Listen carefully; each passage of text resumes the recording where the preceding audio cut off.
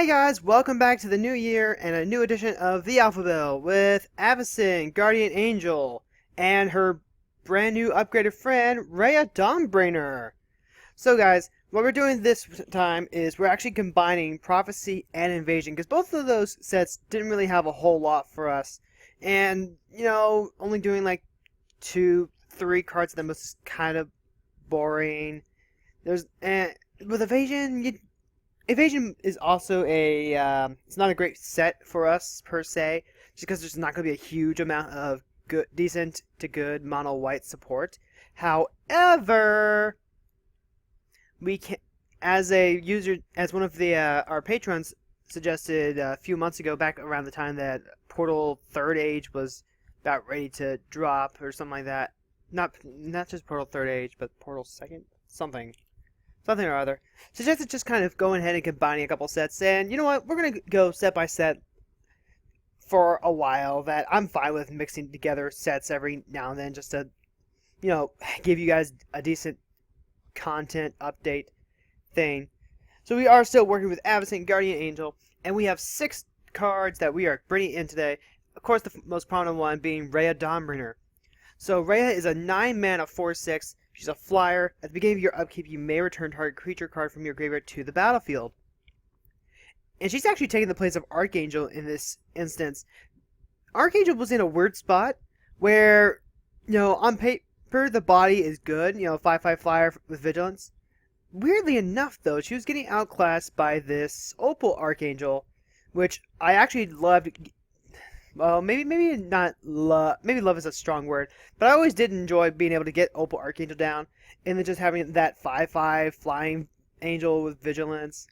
It comes out early. It might dodge random removal and stuff like that. Archangel was always in that weird spot of being 7 mana to cast, so it's like she's stepping on Avacyn's space to come down and keep mana open, which is actually usually where we wanted to cast Avacyn. So Archangel actually got into that slot, and she also cost the 7 that Avacyn needed to do her limit break and keep us safe. So we never actually really wanted to cast Archangel, and this just happened to be another Patreon suggestion. Was go ahead and cut Archangel to get in Rhea. It's for the set review that I posted earlier last week. Yeah, by the time you guys in the public see this. So yeah, Rhea Dawnbringer. In theory, she doesn't actually do a whole lot for the deck. We're not focusing on a reanimation theme. We don't really have a whole lot of value creatures. I actually ended up cutting out the realistic monk, the creature that can come and play and pop an enchantment, for more solid removal, quote unquote. Not necessarily. I'll get to that in a bit. But we have got Cloud Chaser, Eagle, and Karmic Guy that she could get back, and that's really about it. Everyone else will have to just wait their turn. I want to be a believer of Rhea Dawnbringer. I really like this card just from when I kind of got back into Magic, and I was still learning stuff, and I first got into Commander, started playing with Kaalia. Rhea Dawnbringer was just one of those cards that I loved having in Kaalia, because I thought the idea of bringing back all my other demons and dragons and stuff was so cool. It's like, oh, Rhea can go ahead and bring stuff from below, Kaalia can bring stuff from up top. It's really cool. I love her Diva pose. There's a lot to like about this card except for that mana cost. 9 mana is a lot of mana. I want to be a believer.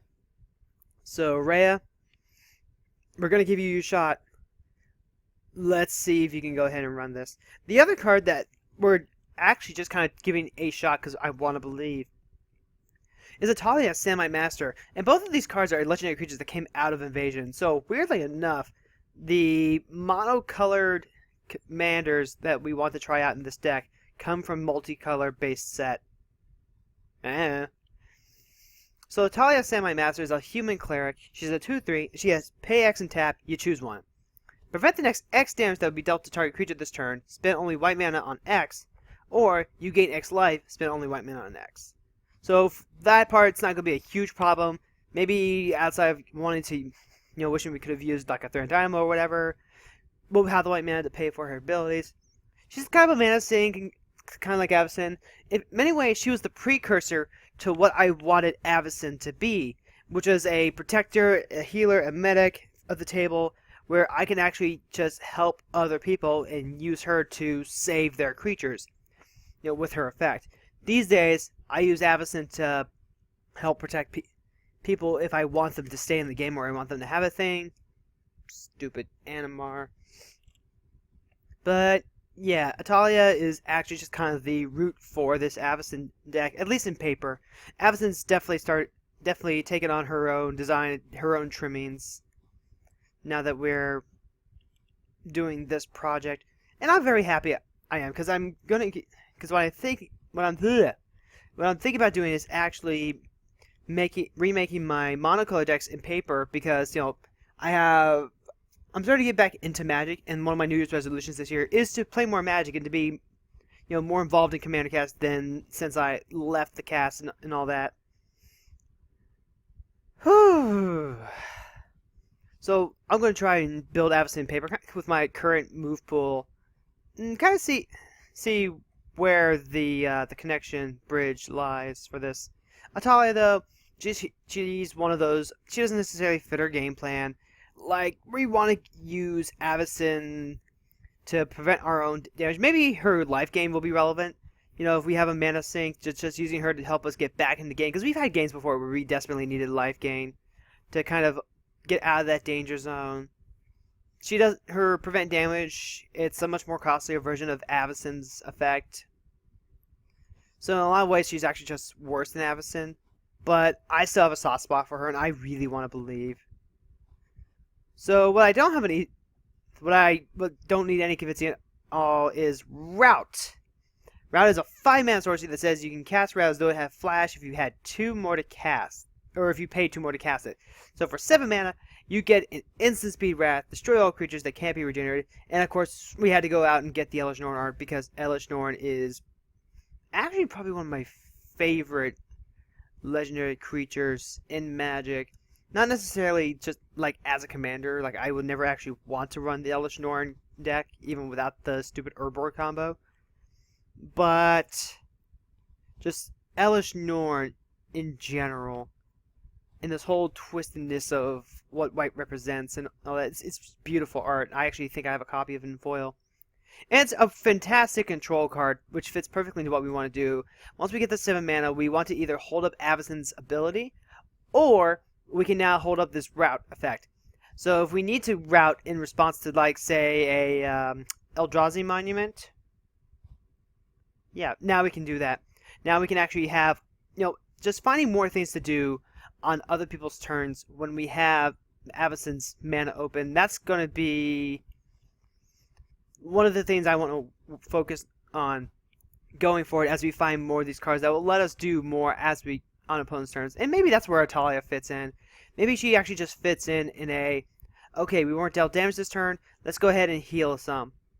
I don't know. Like, even if it's just like 2 or 3 points of time, because we do want to be able to keep up Avacyn to protect us if they're threatening to kill us now.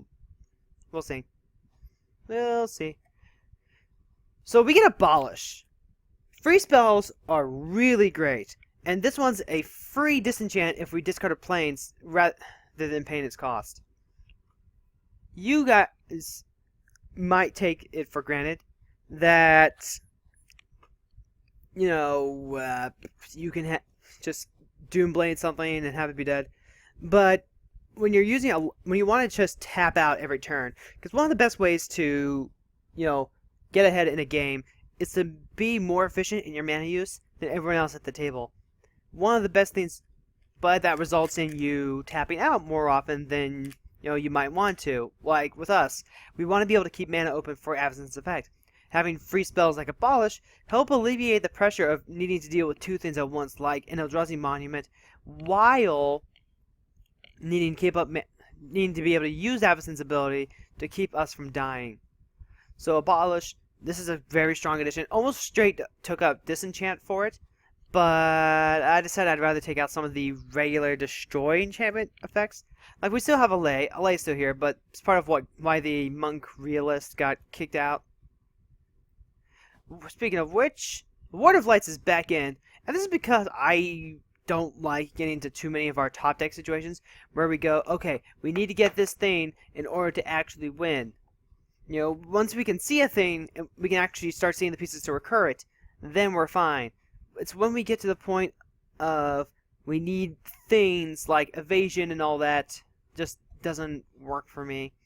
Like, the Ward of Lights is in package with Chomano's Blessing and Flickering Ward, but we don't really have the strongest tutoring ability. We've got like a Lightning Tutor and Academy Rector, and that's really about it as far as grabbing enchantments from our deck. Grabbing them from our graveyard is no problem.